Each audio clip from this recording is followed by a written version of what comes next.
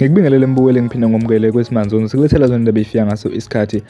abaningi ke bakhomba ukuyithakasela lapha ke inkulumo yakhe noma ke isikhalo sakhe lapha ke uGodola ngesikhathi ke ekhala lapha ke kuona ke ulive ku TikTok ngayo ke imboni yamatekisi noma ke ngabo ke osomatekisi ke ukuthi ke abaphathwa ke ngendlela ke right noma ke ngendlela ke abahlonishwa ngakhona ke ukhalile ngempela ke iziningi ke izikhalazo ke athe akhala ngazo kuona ke lo live mbukeli nathi ke ivideo yakhe ke uGodola ngempela ke ekhala kuona ke lo live wawo uTikTok ngazo ke indaba zosomatekisi kanye nokuphathwa kwabo mbukeli awehle ke uye lapha ke comment section sizwe ukuthi wena ngabe ke uthini ke ngawo ke lo mbono ke usuthe wavezwa uyena ke uGodole ngabo ke osomatekisi noma ngabo ke o driver bamatekisi mbukeli siyabonga.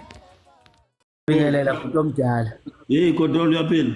Siyaphila bhuti omdala njani? Hayi sikona omkhulu. Hayi siyaphila. Cha nondaba ayizuba mningi yona imibuzo mningi yona kodwa ngenxa ukuthi ke umbomvu uzobe uyefuna ukudedela ikhona imibuzo enginayo babunondaba kodwa izoqonda nje ngoba izobe iqonde ngqo endabeni yo driver lembuzo bese ngingathokoza unondaba mhlambe angiphendule nje kiyo noma ngazi ukuthi no driver bakhona labaningi nabo bebengathanda ukuyibuzela kodwa ngobuningi babo angeke kwaze ukuthi bengene bonke kodwa ke mhlambe engingaqala nje ngikubuze babunondaba ukuthi ngicela ukubuza la ukuthi uma udriver enecala noma ngabe liphi icala kuvumelekile nibabunondaba ukuthi kuthiwa beka i1.5 noma i1000 libeke phansi bengavumi ukukhuluma uma ungakayibeki leyo mali phansi leyo mali it's either right noma wrong leyo mali driver ayibuyi and into eyenzakala kuma association bakuhlawulisa imali engaphezulu kwale mali oyiholayo kwake kwenzekana ukuthi udriver ahlawuliswe imali engaphezulu kwemali ayiholayo phezulu kwalokho uma engenayo kuthiwa akahambe yoyiboleka ashiya imoto uma engayitholanga leyo mali leyo useyaxoshwa. Number 2 okunye ke ukuthi nondaba ngiyafisa ukwazi ukuthi o driver njengoba besebenza kanzima bevuka ngo3 beyoshayisa ngo8 9 ebusuku mhlambe njengo Santago nondaba kukhona nini mhlambe enenihlale phansi nikucabange ngo driver ukuthi u driver uma esekhulile esehlala iminyaka ikuphi enikwenzayo ngo driver uma esehlala iminyaka kunokuthi avele ayekelelwe ingabe sababikho nje into ayenza ngoba nakho usekhulile. Umbuzo wami wesibili loyo bese umbuzo wesithathu ke nondaba kunabelungu ama owner uthola ukuthi uyafika erenkeni afike akhulume no driver ngendlela engamukelekile is ID uyamthuka umbiza ngayo yonke into phambi kwama passenger naphambi ko driver. Leyo nto leyo singabashayeli simisa kanjani ireportwa kuphi into kanjani bese umbuzo engathi mhlambe wokugcina nondaba ukuthi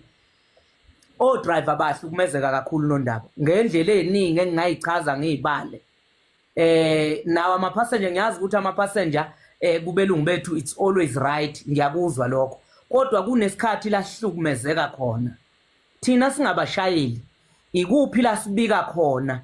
uma sineyinkinga njengo driver ukuthi nginenkinga engihlangabezane nayo enje ikuphi thina la sibika khona njengabashayeli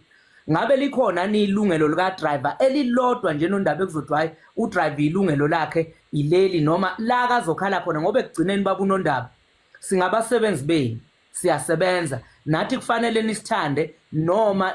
amakhasimende niwathanda nathi siyawathanda ngoba imali siyithola ngawo kodwa kufanele ukuthi u driver naye uma enenkinga ngoba inkinga ziningi etaxini kuyafuneka babunondaba ukuthi mhlambe nike nibukeze nihlaziye indaba ka driver ngoba ayikho into engingathi mhlambe u driver ubekwa ngaphansi kwayo uma akukhulunywa ngo driver noma ngabe yipi i-taxi rank noma ngabe yipi nje indawo akukho la kukhulunywa ngo taxi driver khona u taxi driver uhlukumezeka ngendlela esimanga babunondaba angazi mhlambe Santago ukuthi kukhona yini ebese nikucabangile nakubona ukuthi driver mhlambe kufuneka belekeleleke kulento ngoba udriver akafuni into eziningi ufuna nje into ezincane kakhulu okufanele ukuthi mhlambe abanikazi bemoto noma uSantago ukwazi ukubalekelela kwezinye izinto mhlambe kulezi esengiyibalile njoba ngishilo ukuthi kuningi engingakukhuluma kodwa nje ngiyafisa ukuthi mhlambe nondaba lokho esengikubuzile njengamanje mhlambe kube khona impendulo engizothola mhlambe mhlambe Godolo ngeke uzithole direct impendulo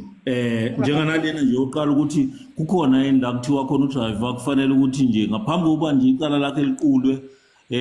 akashiye 1500 uzothola ukuthi ayi mhlambe kuyenzeka kwenye indawo ngakithi ukuthi akwenzeki leyo nto leyo so bathi ke nansi lese siqalile KwaZulu Natal as uSantago siqale into ethi ake kwakhiwe